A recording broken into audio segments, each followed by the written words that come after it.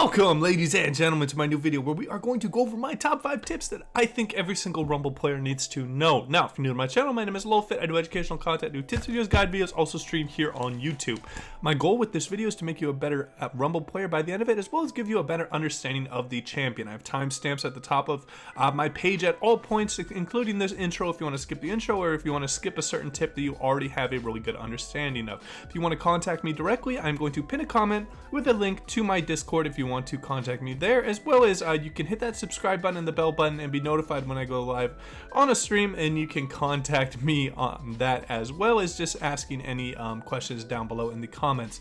Finally, with this format and not wanting my videos to run too long, I heavily encourage you guys to add your own tips, particularly if you play a lot of Rumble yourself. I'd love to hear your thoughts and your tips and things that have helped you climb, in particular when you have been playing Rumble. With all that out of the way, let's get into the first tip. Alright, getting into tip number 1, I want to give you guys something that is very particular to Rumble and his Q usage, and something that is going to help you out quite a bit. Now, if this tip doesn't help you when you are playing Rumble and you hadn't been doing it before and you start doing it, if it doesn't work, I want to hear your thoughts down below. I want you to come back to this video and say, hey, LowFit, that was a trash tip. This doesn't help me at all. I really like doing this kind of movement, because I think that this is just a extremely important thing that once I learned to do this on Rumble, it just opened up a whole nother level of control that I had over the character. And that is when you are using your flame spitter to use your S key to instantly stop your champion to get into the perfect position. Traditionally, a lot of newer players are going to be using movement commands to go exactly where you want to, but the whole thing, even around hotkeys and quick casts, are to cut down on the amount of clicks you are going to be doing and feel like you have more control. So making sure to implement the S key, I think, is going to be extremely important, so you won't like overshoot it and maybe get too close to someone that might have a little bit of threat on you and then you overextend.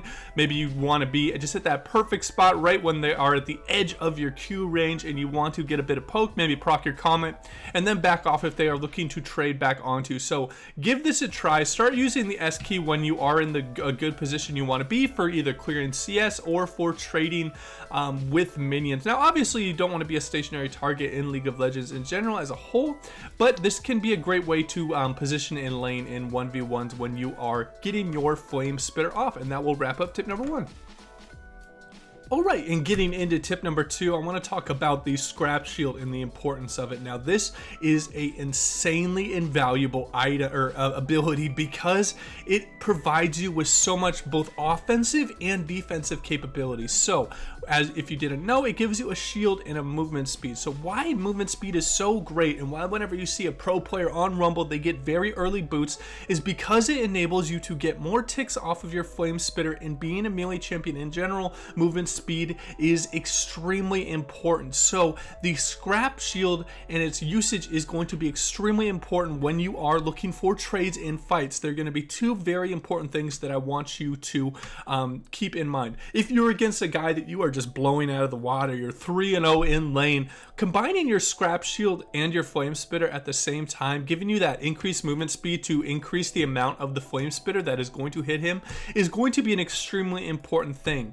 But if you're in an even lane or maybe a little bit far behind, the scrap shield is going to be extremely important, particularly against champions that you're going to encounter in the mid lane, as most people are playing Rumble in the mid lane, is they are ability based champions that are going to be throwing out a rotation of spells. And making sure that you have your scrap shield up when the Xerath looks to throw out his WQE, or however he chooses to throw out his combo, making sure you have your scrap shield up for that is going to be invaluable in the different amount of trades, and maybe just using the slows on your E to ensure the full amount of flame spitter Q damage is going to be the most important part. So the scrap shield can be used in those 2 different ways, both offensively using the movement speed, defensively using the shield on the burst windows that the enemy is going to provide. And finally, using your scrap shield in a dive is going to be an extremely important way you can look to play out Rumble, because anytime you have a shield, you can bait people into prolonged tower dives, as well as Rumble's kit being so strong in the anti-dive, having a shield, a slow, and then a really huge damage slow coming out of the ultimate, you can get quite a few kills. So look to play around with your overheated scrap shield to baiting in enemies into a under tower dive on you. And that will wrap up tip number 2.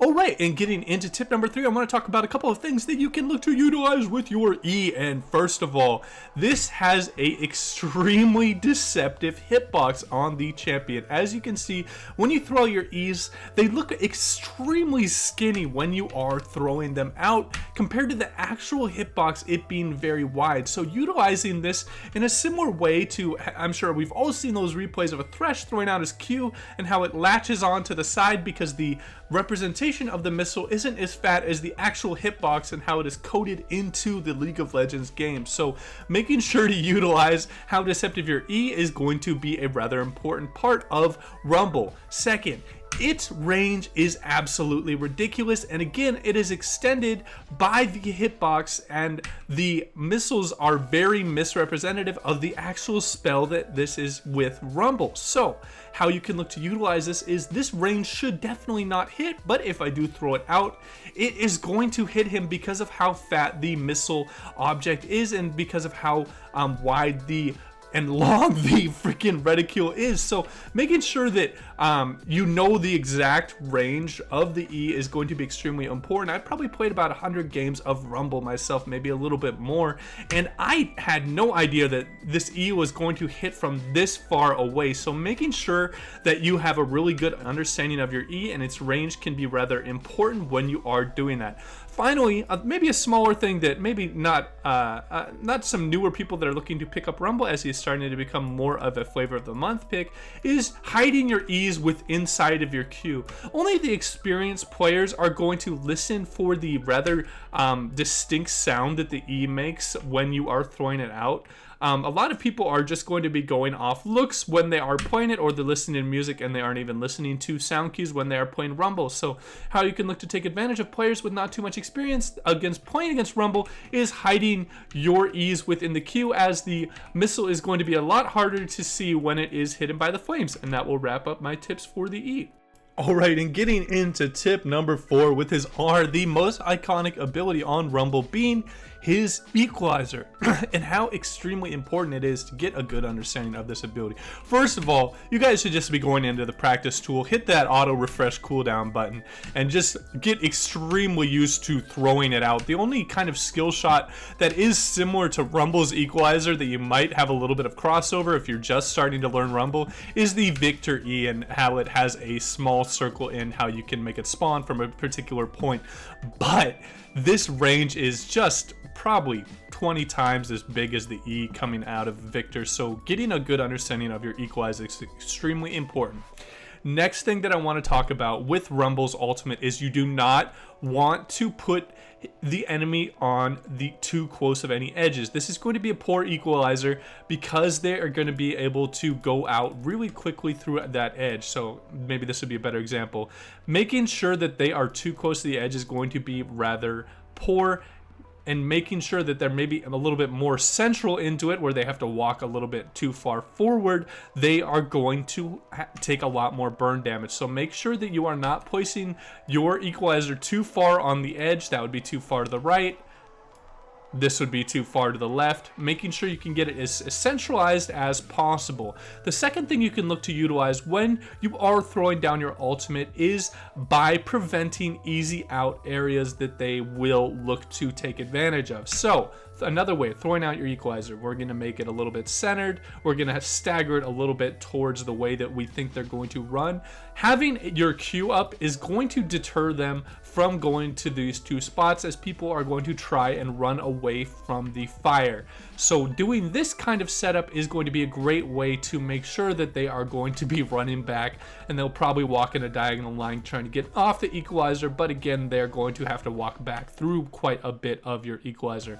Next up, when you are playing Rumble, it is so invaluable to look for fights when you are in the jungle and trying to force fights there, because Rumble's, all of his abilities are just 10 times more effective. You're going to hit more people, you're going to have higher DPS numbers if you're able to take a lot of fights in the jungle where you can cover an entire path with your equalizer and just really turn the tides of a team fight. So always be looking for these kind of fights when you are playing on Rumble. The last thing you want to do when you are playing Rumble and you're in these areas is not match the terrain. So matching the terrain would be a straight line. Not matching the terrain would be something like this or that. This would be a really poor way to play it.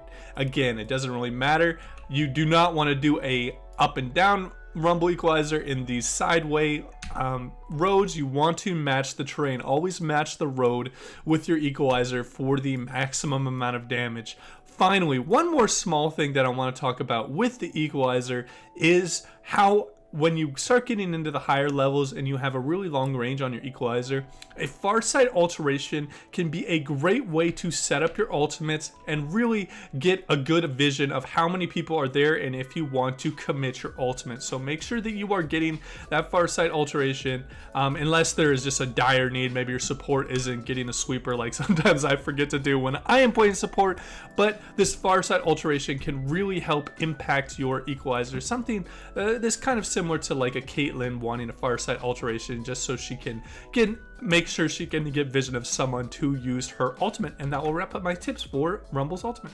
Alright, and getting into the final tip, I want to go over a little bit about itemization and runes that you can look to take effect of when you are playing Rumble, as he is starting to get played in the mid lane quite a bit. Where Rumble thrives is he is a insane mid-game team fighter, so you really want to use your runes to augment that ability. You want to make sure that you are getting a lot of farm and being extremely strong for those first couple of dragon fights or herald fights or skirmishes in the river. How you can look to do that is by getting Arcane Comet that is extremely easily procced on the enemy, and it's also hidden a bit by your Flame Spitter. Even though the circle is a little bit obvious, using Comet can be a really great way to start bullying people out of lane because you can proc it so insanely easy with your Q. I really like Nimbus Cloak because I think it is extremely important when you are playing Rumble to have a good amount of movement speed, making sure that you get full advantage of your Flame Spitter and getting the full duration on those targets that you are looking to chase down. And the reason why I really like this Nimbus Cloak is because now that it's with your summoner spell as opposed to your ultimate, these summoner spells are always used in times of really big desperation. It's going to help you out quite a bit when you are Nimbus Cloaking and you are flashing away, because you are going to get more distance covered, and then as well as if you are looking to chase someone in and get in a kill, it is going to be extremely important. Nimbus Cloak is going to be really important here. The only time I would consider changing it up for the Nullifying Orb is if there is something crazy like 3 or 4 AP users on the enemy team. Again, with the next row, you can go Absolute Focus for that early lane pressure, because CDR isn't extremely important on Rumble, as he can overheat too quickly if you max out CDR like a lot of people do on other mages. Next up, you can either go Scorch or you can go the Gathering Storm. I personally like Scorch because it gives you a little bit more of lane presence and you're able to get off more CS, and if you're able to bully them off the lanes and you're able to get more lane presence. Second up, Taste of Blood, extremely powerful if you are looking to have a really forgiving lane phase. If you're a little bit newer to Rumble, or maybe you're in a really tough matchup, Taste of Blood can be a great way to play out those trades. Second, there are 2 big things that you can choose from here. One is Ultimate Hunter, second is Ravenous Hunter. Ultimate Hunter is for people that are more comfortable with the champion and have a really good understanding of the maximum and testing the limits of him. If you want a little bit more of a forgiving defensive build, again, Ravenous Hunter is a great pickup when you are playing Rumble. I want to talk a little bit about items now. So when you are playing Rumble, you have rather high base damages and you don't always need those Sorcerer's Shoes. So if you're struggling in a matchup, maybe something like an Aurelia or something that is constantly jumping on you and you need those Ninja Tabbies, that it does work quite well getting those early boots. But again, if you're even or ahead, I would recommend Sorcerer's Shoes, as he has really high base damages. It works similar to something like a Zyra always wanted Spell Pen because he has great base damages. Second, Leandre's Torment is an insanely good item, and the reason why people use it a lot is Zonia's because you're able to constantly proc it on your Flame Spitter, and you do not need the slow of a Rylai's because you get the slow from your Electro Harpoon and your Equalizer to proc the increased tick damage from your Leandres. Some people do get the Rylai's though just to get the Flame Spitter to slow as well. That's definitely a valued item, but it's not as, you wouldn't want to get that item first. You can always proc Leandre's Torment, increase burn by a couple different abilities. Zonia's is a great and extremely strong ability or item for Rumble because you're able to continue your Flame Spitter when you are Zonia's, and in general when you have something that is a very ability and combo heavy, when you are playing Rumble, getting all of your abilities down and then Zoniazing, because you're not going to be able to do that much anyways during that time, is going to be a great way to play out those team fights, as well as Rumble being the person to look to carry through team fights. Having a great team fighting item like Zonia's will be extremely effective. Next up, with things like Morellonomicon, they're great snowballing item. Rabidon's is more of a late game item if you're doing Rill. Void Staff is great against a bunch of magic resist against Rylai's if you want more utility. Banshees is great against something that a team that has like a Blitzcrank and an Ash, like a lot of pick potential. Do you want to counter it like that? And there's a bunch of really, make sure that you're being flexible with a little flexible with your items, because there's a bunch of different ways to play out both of his runes and items. These are just the most effective ways that a lot of pros are using those things. Again, that is going to be the end of my video. If you guys have any questions for me, you can hit me up in the comments down below. And as always, take it easy.